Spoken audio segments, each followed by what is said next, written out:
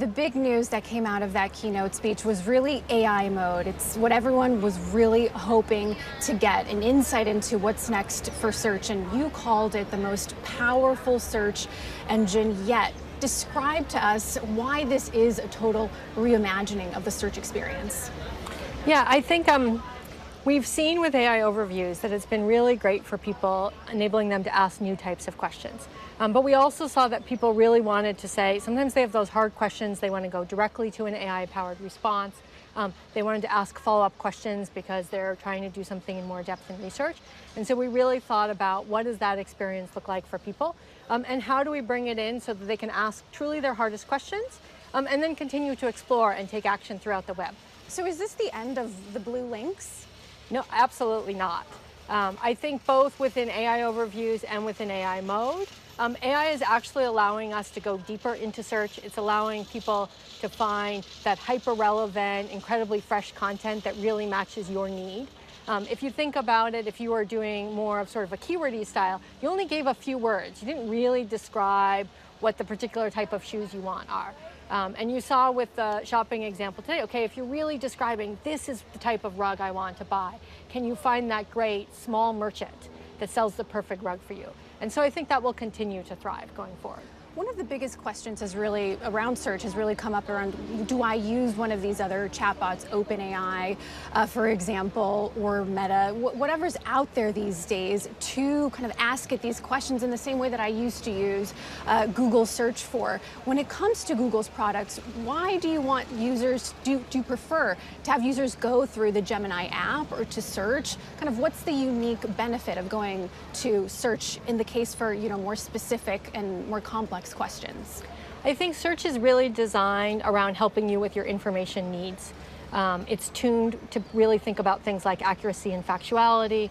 Oftentimes when you have these information needs, you want to get started, but then you want to go deeper and research more. Let's say you're looking for camps. You want some good idea for camps, but then you actually want to check out the campsites, right? And so search is really designed to make those questions possible, and really focused on doing the best job possible when you have questions with really an information focus.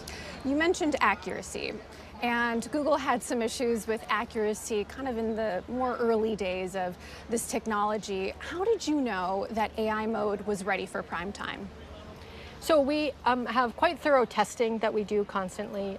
We have the feedback from the users in the labs product, but also put it through extensive testing around the factuality, around the helpfulness of the product, and really seeing that both from our benchmarks as well as from the user feedback, we believe it is ready. The agent kind of aspect to artificial intelligence is something that everyone is really curious about. When it comes to search, what do agents mean in that context? Is it going to be kind of us feeding information into search, or kind of it doing it for us in the long run? I think maybe a couple of things to highlight. We talked about how we're bringing Project Mariner in today to search.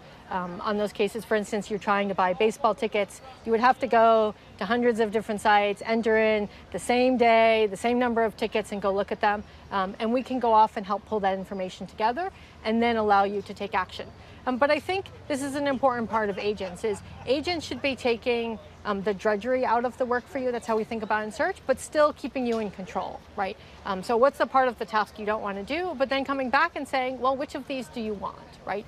I think if you're trying to pick tickets or you're trying to buy a great purse, both of those, at the end of the day, you probably still want to sign off on that final choice. And so we're really thinking about the role of both reducing the effort, but enabling you, the agency, to participate. I'm hearing a lot about engagement. So users are going to be using this in a different way and possibly for longer and more efficiently. Earlier this year, an Apple executive said that the number of Google searches in the Safari browser was starting to tick down. Do you expect that AI mode could actually reverse that trend? So as we stated, overall search queries are up, including on the Apple platforms. But I think you also heard from Sundar today, AI overviews has driven an increase in queries already today. I think we expect with AI mode that will happen as well. It's really an expansionary moment. There's a lot of questions that you might think about in your head, but you didn't historically think it was worth the time or effort to go ask them. And as technology unlocks this, we saw this with AI overviews, people just come and they ask that question that used to pop in their head and they would let go and do that. And so we really expect the space to grow over time. One of the areas that I know publishers and content creators are really curious about is kind of what the longer term impact of AI overviews is on them. Can you kind of break down how you expect AI mode, kind of largely available, to affect that cohort? So I would say two things. We saw with AI overviews that pages with AI overviews drive higher quality clicks to websites, which means people spend more time on them. They're really engaged on them. So it's a good thing for publishers. So I think that's a great thing of getting really high quality content, and we are looking forward to doing the same thing with AI mode as well. I think we're going to continue to find deeper parts of the web, that really incredible hyper relevant content. But I would also say I still expect the vast majority of people to interact primarily on the main search experience with AI overviews. AI mode is really for those harder tasks. It's for the subset of people that really want to be on that sort of cutting edge frontier of models. But AI overviews and the main search page continues to be a great place for a lot of your questions. When it comes to antitrust, it's on our viewers' minds. We're Bloomberg, and we're really focused on what those implications could be on the broader business model. A federal judge last year ruled that Google's dominance in search was an illegal monopoly, and of course, the outcome of that is still really yet to be seen. But for you, in your shoes as head of search, how are you thinking about the effect that could have on your roadmap? So in general, we stay just focused on building the best thing for our users. People continue to choose Google because they find it helpful, not because they have to. And that is really our North Star and has been for years. You go back to that mission of organizing all the world's information and make it universally accessible and useful. We're a long ways away from the end of that, right? Yes, we've come a long way in the last 25 years, but there's still so many opportunities to make information more useful.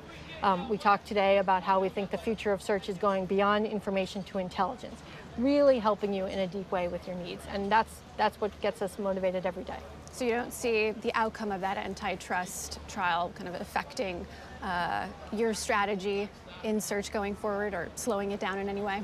So we don't generally comment on pending legislation, but I think in general we'll continue to try and build amazing products for users that people love, just as we have over the last 25 years.